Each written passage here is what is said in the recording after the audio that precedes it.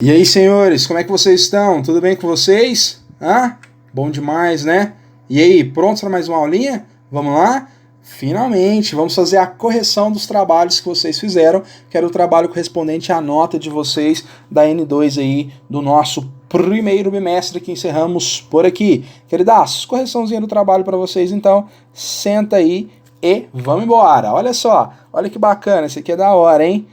Questão número 1. Questão número 1 de vocês dizia o seguinte: segundo estimativas da Organização das Nações Unidas, o contingente populacional do planeta Terra atingirá a marca de 9 bilhões de habitantes em 2050, ou seja, um acréscimo de aproximadamente 2,1 milhões de habitantes, sendo a taxa de crescimento de 0,33 ao ano.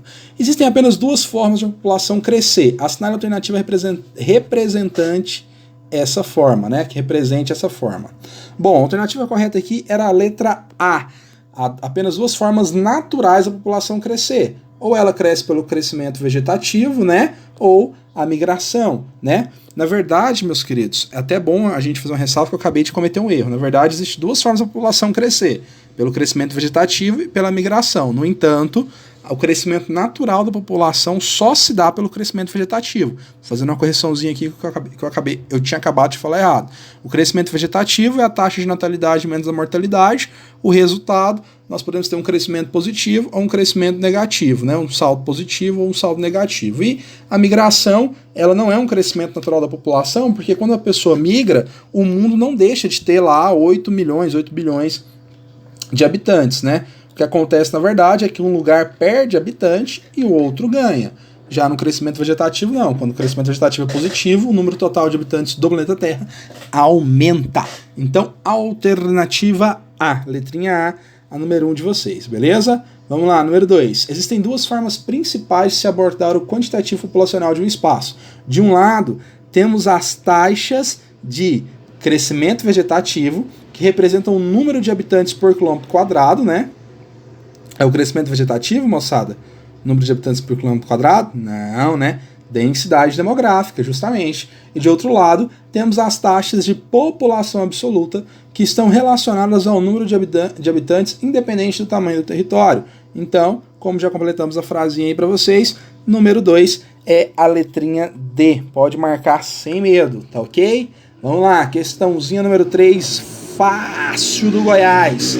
Questão número 3. A partir de 1950, a população brasileira, né, tem apresentado a diminuição da taxa de natalidade. Explique quais fatores contribuíram para a redução da taxa de natalidade no Brasil. Meus brothers, essa questão é muito tranquila, questão muito fácil. Tenho certeza que vocês acertaram, né? Olha só, a redução da taxa de natalidade no Brasil ela está diretamente associada a alguns fatores. Entre eles, nós podemos citar que a redução da taxa de natalidade do Brasil acompanhou o nosso processo de urbanização. Logo, na cidade, o custo de se ter um filho é mais alto, então reduz o interesse por ter mais filhos, e nós sabemos que no campo os filhos eram utilizados como mão de obra para a produção do campo ali, quando a galera morava no campo, e quando você vem para a cidade, você perde essa necessidade de mão de obra, né? Então, são dois fatores. Entre outros fatores, nós podemos citar também a ascensão da mulher no mercado de trabalho, a entrada da mulher no mercado de trabalho, que muda os interesses, muda o foco.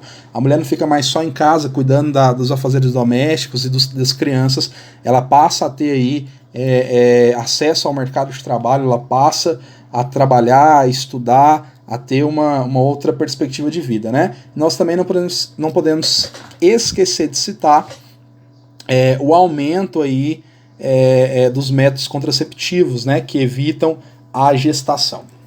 Questão número 4. O quadro nos mostra a taxa de crescimento natural da população brasileira no século XX. Analisando os dados, podemos caracterizar o período entre. Então, olha só, a resposta correta dessa, moçada, era a alternativa B, era a letrinha B, que diz que entre 1950 e 1970 era um período com grande crescimento demográfico, e é justamente isso que a tabela nos mostra. Então, a tabela tem um período aqui, né, considerando intervalos de 10 em 10, de 20 em 20 anos aqui, e nós temos a taxa média de crescimento natural da população, né, ou o crescimento vegetativo dessa população ao longo desse período. Se a gente prestar atenção, realmente de 1950 até 1970 vão ser os dois períodos onde nós vamos ter o maior índice de crescimento populacional. Vão ser os dois períodos onde a população mais vai crescer. Então é justamente um período de crescimento demográfico. Professor, mas e as outras alternativas? Tem como o senhor dar uma olhadinha? Vamos olhar para vocês? 1920 e 1960. Como de crescimento planejado familiar. Moçada, de 1920 a 1960 existia um crescimento planejado familiar.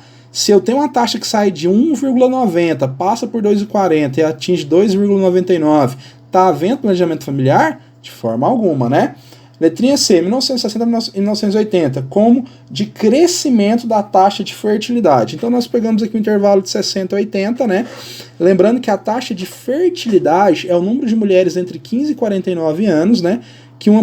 Que podem ter filhos dentro de uma população. Então, esse dado por si só não nos dá um parâmetro sobre as questões de fertilidade. De 1970 a 1990, como redução da densidade demográfica. Então nós temos lá 1970 até 1990. Então nós temos aqui uma taxa de crescimento natural de 2,48 e uma taxa lá por volta dos anos 90 de 1,93. Moçada, como que a gente vai falar de densidade demográfica, número de pessoas por quilômetro quadrado? O nosso crescimento natural, ele reduziu, mas o meu quantitativo de pessoas lá que eu tinha no ano passado, né, ainda está um pouco maior, né? Então, por exemplo, a nossa população cresceu 1,93 a mais do que no ano anterior, se considerado ali o intervalo de 80 a 1990, né? Então nós não temos informações sobre densidade demográfica, não podemos fazer uma análise de densidade demográfica só com dados do crescimento natural, né? Vamos lá, 1980 e 2000 como de estabilização do crescimento demográfico. Acho que talvez essa seja a questão também que tenha gerado muita dúvida de vocês. Os dois últimos quadrinhos, hoje nós temos uma taxa de 1,93 e 1,64.